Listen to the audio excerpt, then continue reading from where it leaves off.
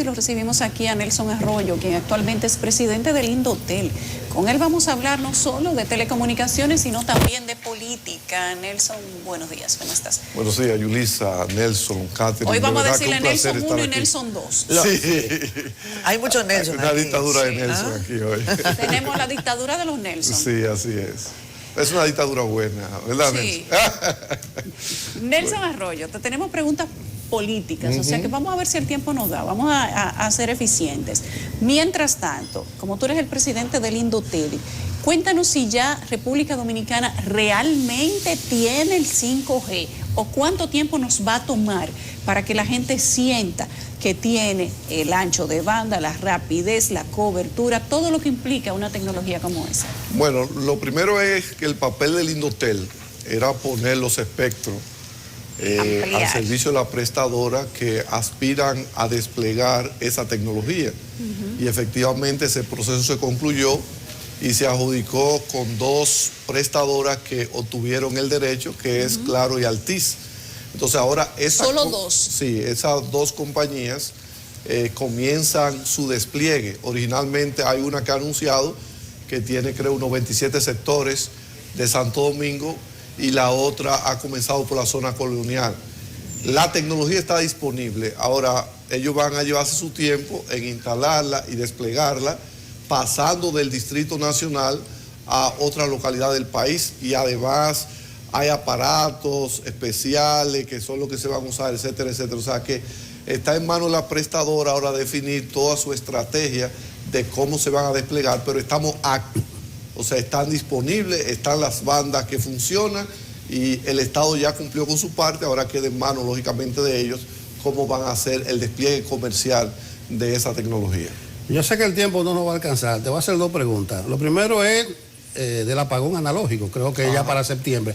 Pero un paréntesis, lo de la Victoria.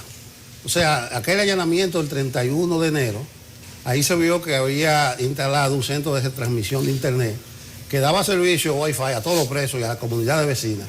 Pero lo que me llama la atención es que se descubrió que había un cable de fibra óptica desde Sabana Perdida hasta La Victoria. Yo creo que Indotel o fue convocado, o está enterado, o ha investigado algo. ¿Qué hay de eso de La Victoria? Porque eso asusta. Bueno, mira, indudablemente que nosotros no podemos negar que ha habido una proliferación de servicios ilegales de Internet, el cual nosotros estamos tratando de combatir porque a veces no tenemos el personal ni siquiera para desplegarlo en todo el país para atender eso. A veces clausuramos un revendedor y al otro día está. O sea que ese tipo de cosas no solamente pasa en La Victoria, sino que pasa en una diversidad de comunidades no servidas por la prestadora y que la gente busca cualquier forma de conectarse. Estamos trabajando para crear un marco legal más robusto que permita pues organizar ese sistema y a la vez organizándonos para que haya más despliegue de fibra óptica en el país. Precisamente por eso nosotros acabamos de anunciar que a través del Estado Dominicano vamos a llevar fibra óptica a los 26 municipios del país que no lo tienen y a unos 136 distritos municipales que no tienen esa infraestructura instalada, lo cual va a permitir cerrar la brecha de la ilegalidad y llevar un servicio mucho más efectivo a todo el país. Es el Estado Dominicano va a hacer una inversión porque estamos conscientes que si nos quedamos al ritmo de las prestadoras, pues pasarán muchos y muchos años para llegar a los rincones más apartados del país, porque indudablemente cualquier prestadora tiene como objetivo el comercio. Claro. Y esos lugares del país que no necesitan rentable, no son atractivos para ellos. Entonces, por eso el Estado, que es el que tiene que equilibrar la carga, hemos diseñado ese proyecto. Es bueno, Nelson, esa inversión, pero lo de La Victoria. Bueno, La Victoria... Pero eso, o sea, tirar un cable de Sabana Perdida a La Victoria. 7 kilómetros. Están hablando de que ahí hubo una prestadora involucrada, dicen eso, la mala lengua, ¿es así? Bueno, yo no conozco, pero no necesariamente. Indotel no ha sido convocada por el Ministerio Público para esa parte. No, nosotros, inmediatamente sucedió el caso, mandamos a nuestro Departamento de Fiscalización e Inspección a inspeccionar la zona, pero además estamos junto a Interior y Policía organizando un plan para controlar el uso de aparatos celulares en la cárcel y a la vez en algunas cárceles vamos a desplegar operativos para todo lo que sean revendedores ilegales que estén alrededor de la cárcel eliminados. ¿En qué consiste ese plan, Nelson? Bueno, es un plan a través es que se ha dicho muchas veces, en el gobierno anterior también se habló de eso, de que dentro de las cárceles no iba a haber manera, que se les iba a tumbar la celda, etcétera, etcétera. Y eso nunca ha ocurrido. No es tan simple hacerlo en sentido general, porque cuando tú aíslas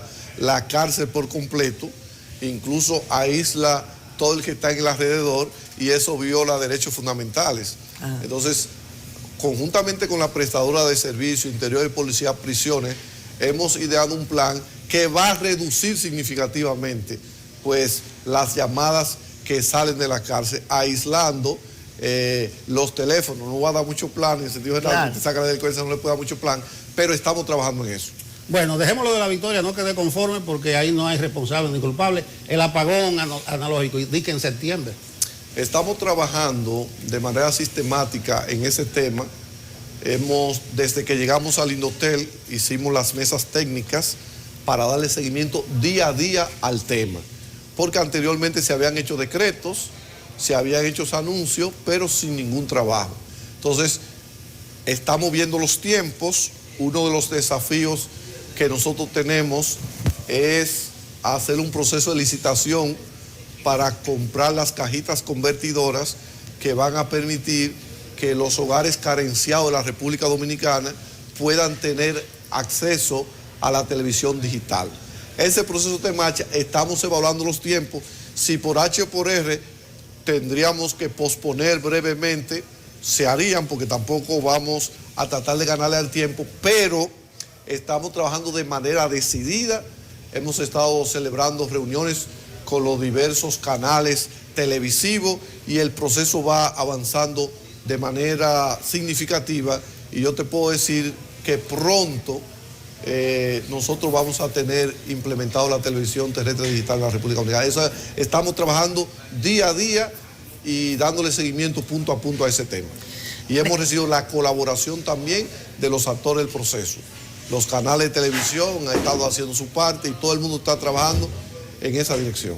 Ha habido algunas objeciones, como siempre, algunos que dicen, debe ser en el 25, en el 26, decía un canal, pero hemos recibido el apoyo de la mayoría que entiende que es tiempo ya de que eso deje de ser un tema de discurso y pasemos a la práctica con la implementación de la televisión terrestre digital.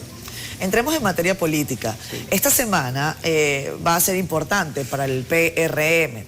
El viernes deberá el grueso de la dirigencia confirmar... El Comité Nacional. Deberá confirmar la decisión del Comité Ejecutivo de que sea una convención de delegados la que designe quiénes serán los dirigentes principales de esa organización ahora oficialista. La pregunta para usted es si usted está de acuerdo con lo que se ha hecho y sobre todo, ¿cuál es el mensaje para representantes ahora del PRM, como el señor Albuquerque, como Guido Gómez Mazara, quienes han insistido en que eso violenta la idea de la democracia dentro del partido? Bueno, lo primero es que hay que tener respeto por lo que ellos piensan. Yo pienso que la democracia se trata de eso.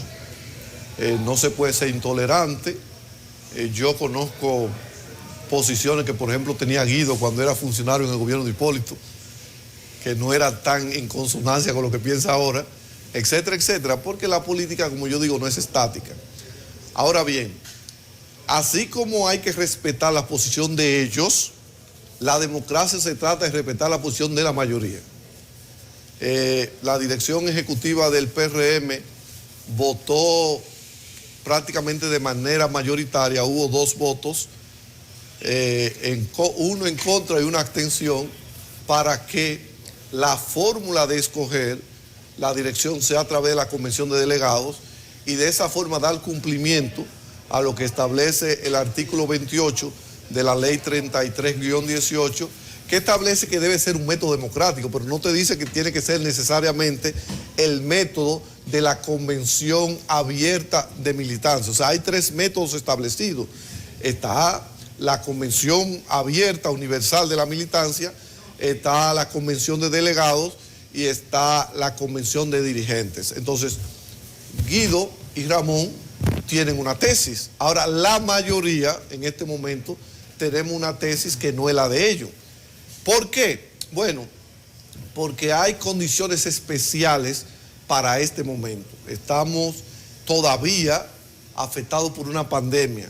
Ahora estamos afectados por situación de guerra. O sea, el gobierno dominicano, en la cual estamos la mayoría de dirigentes del PRM, tenemos grandes desafíos que enfrentar.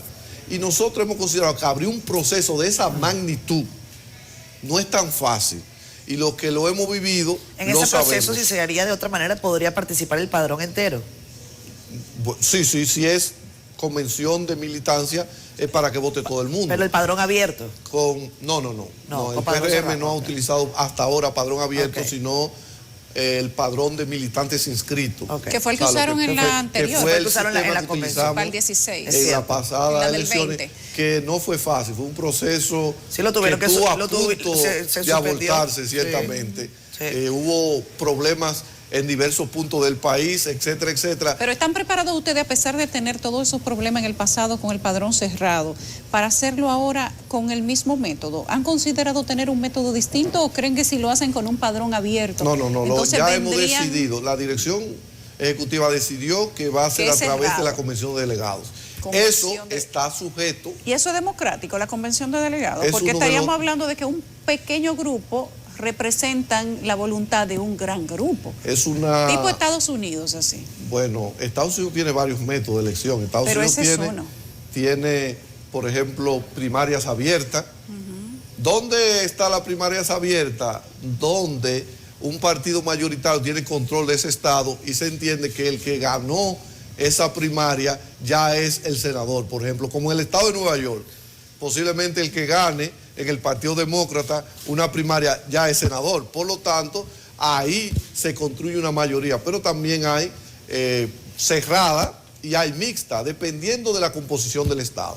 O sea, son todos métodos democráticos. Hay uno más de amplia base y uno, como tú señalas, de menor base. Ahora, lo importante es en el momento determinar qué es lo que más le conviene al país y qué es lo que más le conviene al PRM como organización. Si meterse en un proceso en nombre de la democracia, en un momento de pandemia, en un momento que quizás no estamos preparados para organizarla, porque la ley da un mandato de que para junio debe haber una nueva dirección y ya estamos lamentablemente en marzo. Entonces, las realidades a veces se imponen. Y te está hablando un dirigente que, por ejemplo, en las pasadas elecciones, el PRM señaló muchas personas para ocupar candidaturas. Yo fui uno de los señalados y rechacé el señalamiento y decidí ir a la convención. O sea, soy un creyente de eso. Porque ahora, usted sabía que iba a ganar. No, había muchos que sabían que podían ganar, pero prefirieron abstraerse de ese proceso. Pero cada quien tiene su estrategia. ¿Qué decía yo en ese momento? Cuando yo agarre, precisamente como tú dices, y en una primaria interna pase el rolo, ya veo una señal muy clara de lo que va a pasar en las elecciones. Y efectivamente fue así. Fui el diputado más votado en la interna del país y terminé siendo el segundo más votado a nivel del país, porque originalmente fui el primero, pero después con un reconteo que se hizo, hubo una diputada de Herrera que quedó unos votos por encima mío a nivel nacional. O sea, que me he sometido. Ahora, eso no quita que en un momento dado yo pueda entender eso. Yo creo que los compañeros Guido y Ramón tienen derecho a expresar lo que ellos creen. Ahora, tienen además como demócratas que respetar las decisiones que tomen los organismos del partido. Pero no peligra la unidad del PRM por esto. Pero por favor, pero es que vuelvo y le reitero. A él le da hasta risa eso, ¿eh? Bueno, o sea, la discrepancia. Esas dos figuras no representan tanto como para él preocuparse. Son dos personas que respetamos y queremos. Muy queridas. Son muy buenos expositores los dos. Yo lo decía, creo los que los dos son buenos conceptualizadores. Oye lo que él está diciendo. Pero que está ¿Tú bien. estás oyendo lo que él está diciendo? Déjame ayudarte, Nelson. No, yo decía, creo que el viernes o el jueves, que es un problema de reivindicar un método correcto, el más democrático de la participación de la mayoría. En ese sentido, tanto Guido como el Buquerque pueden tener razón, y además debe ser la tendencia en los partidos. Tiene un punto, ahora hay que ver qué piensa la mayoría. Ahora, lo que yo te aconsejo es que no pongan ni la pandemia ni la guerra, porque la pandemia, según el gobierno, está pasando y la guerra comenzó el 24 de febrero. O sea, esos no son argumentos para no abrir un poco más el proceso de elección. Pero bien, la reventa ilegal de Internet. Son situaciones Déjame sacarte de la situaciones del política. momento. No, a mí no me disgusta estar en política y no crea que me ayuda. Al contrario, necesariamente. tiene No, mucho no, que ver no, eso. Lo que yo sí quiero Los precisar es argumentos no son sólidos. que el respeto, bueno, desde tu punto de vista, todo es desde el cristal que tú lo miras. No, yo te estoy diciendo O sea, que la pandemia está pasando. Lo que el gobierno lo que yo te flexibiliza estoy y diciendo, la guerra comenzó el 24 lo que de yo te febrero. estoy diciendo es que la mayoría de la dirección, esos son argumentos colaterales que yo te di. Ok. Ahora, la mayoría de la dirección, si tú lo consultas, los que tienen real contacto con la base, porque hay gente que habla de la base, Sí. cuando le interesa lógicamente Pero está bien. la base. Los que tenemos real contacto con la base, por ejemplo, yo, que soy un dirigente de una provincia como San Pedro de Macorís y que tengo contacto con la base de San Pedro de Macorís, te puedo asegurar que el 90% está con esa posición. Estoy Y seguro. que hay un 10% que no lo está y hay que respetar ese derecho de ellos. Por Claro. lo tanto, yo lo que le pido a Guido y a Ramón es que mantengan su posición respetando la decisión de este caso de la mayoría que no está de acuerdo con la Pero posición de Nelson, ellos. se habla incluso de acudir ante los tribunales. Un Eso se derecho ha legítimo, dicho. un derecho el legítimo, mismo derecho. y los tribunales determinarán si Pero nosotros está bien. estamos en consonancia o no con la ley. No, y Guido no es verdad que se va a someter al escrutinio de la base, no, jamás. Pero... Nelson se ríe. No, porque es verdad, la reventa ¿Cómo quien ilegal de dice? Internet. Para Yo- volver al tema de las telecomunicaciones. Yo como director del Caribe recibí hace mes y medio, 2 meses a los directivos de la Asociación de Proveedores y realmente es un asuntico complejo porque incluso hay lugares que si no es por reventa tú no tienes internet. Entonces, ¿cómo va eso? Mira, nosotros te dije que estamos organizando, revisando el reglamento de reventa. Es un problema complejo. Las prestadoras te denuncian la reventa. Ahora, no hay ningún revendedor que no revenda a partir de una prestadora. Déjame decirte que las denuncias que nosotros recibimos en el Indotel, a la cual le hemos dado respuesta, vienen de pequeños competidores locales, nunca de las grandes prestadoras. La grande prestadora hace la denuncia a nivel de los grandes medios. Ahora, a nivel local, tú tienes que ver, por ejemplo, cuando tú le vendes a una persona 20 megas y te está consumiendo 400, tú puedes desconectarlo si tú quieres o suspenderle el servicio. Ahora, eso es un tema que tenemos que enfrentar porque, te reitero, hay muchos lugares del país que ciertamente el único servicio que tienen es a través de estos revendedores. Por eso nosotros estamos ampliando el Plan Nacional de Banda Ancha que te decía ahorita, que pretende llevar el servicio a localidades no servidas.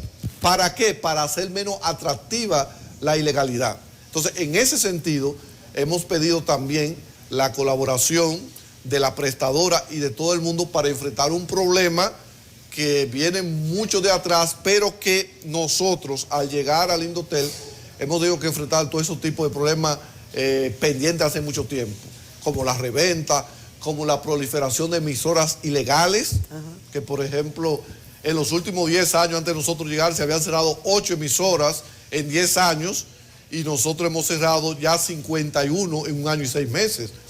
Y hemos cerrado, no preciso ahora la cantidad de revendedores ilegales, pero también hemos cerrado también una buena cantidad, aunque la proliferación es grande en el país.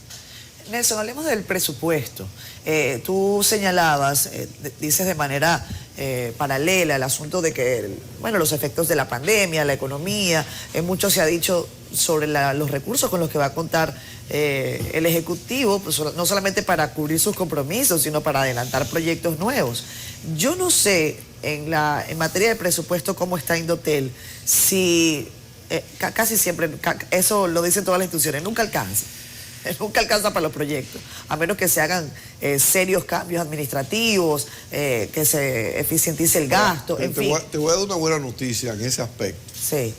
Cuando nosotros llegamos al Indotel, el Indotel tenía una deuda de 27 millones de pesos.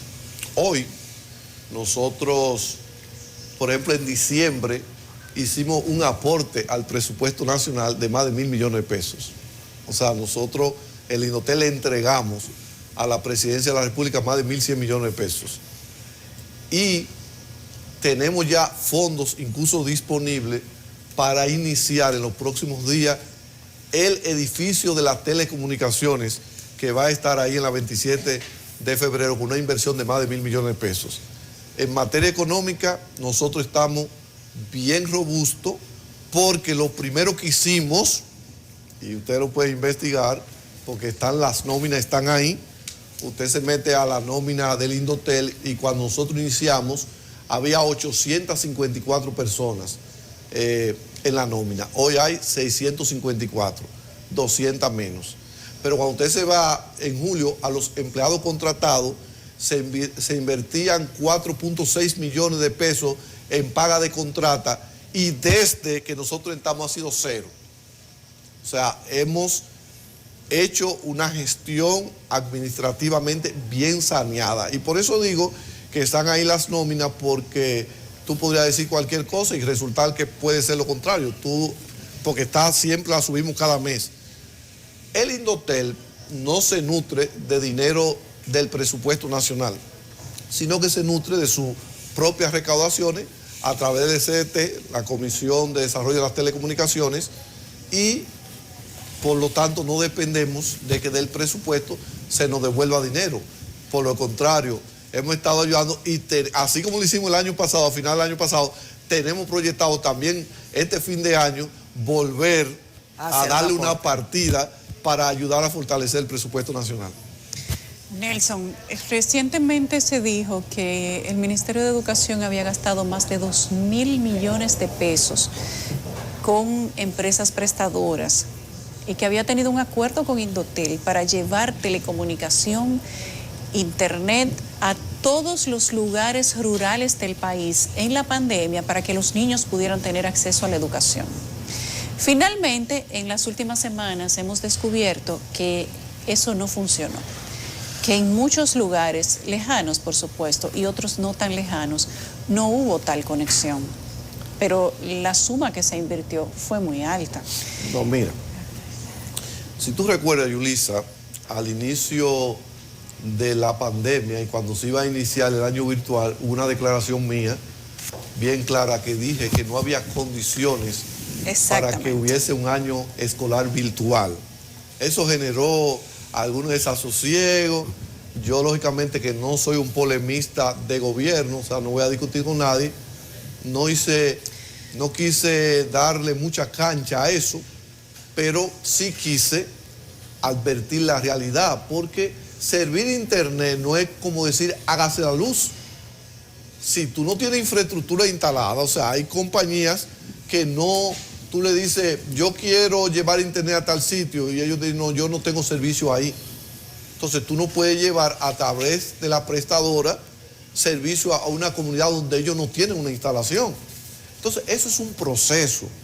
Realmente Educación anunció un proceso de licitación para llevar conectividad a las escuelas, pero ese proceso fue abolido. Eso no se llevó a cabo. O sea que al final Indotel sí tenía la razón de que no se podía. Bueno, Indotel y todo el mundo. Lo que pasa es que las cosas hay que decirlas como son. A veces, porque es lo que yo le decía a algunos funcionarios del gobierno nuestro, decía, pero que nosotros digamos la verdad ni siquiera nos perjudica, porque estamos iniciando un gobierno. O sea, lo que viene el anterior gobierno, que decía que tenía una república digital y que el país estaba conectado. O sea, que nosotros le digamos al país que no temprano, es mejor que el país descubra ya luego cuando se inicie el año escolar que ciertamente no estaban las condiciones. Yo por eso planteé en ese momento, que fue lo que se hizo finalmente, que debía ir a través de radio, televisión, y que en los lugares donde hubiese conectividad a través, o sea, de manera virtual.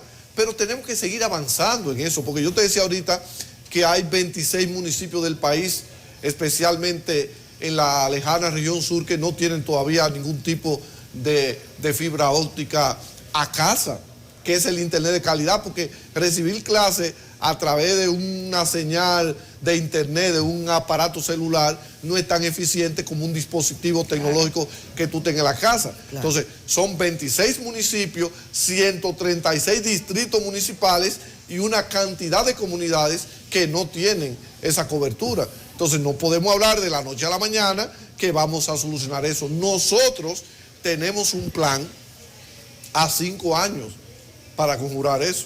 Oye, a 5 años, estoy hablando claro. No te voy a decir que en un año ya el país va a estar completamente servido, porque te estaría hablando disparate y luego tendría yo que venir a dar 20.001 justificaciones.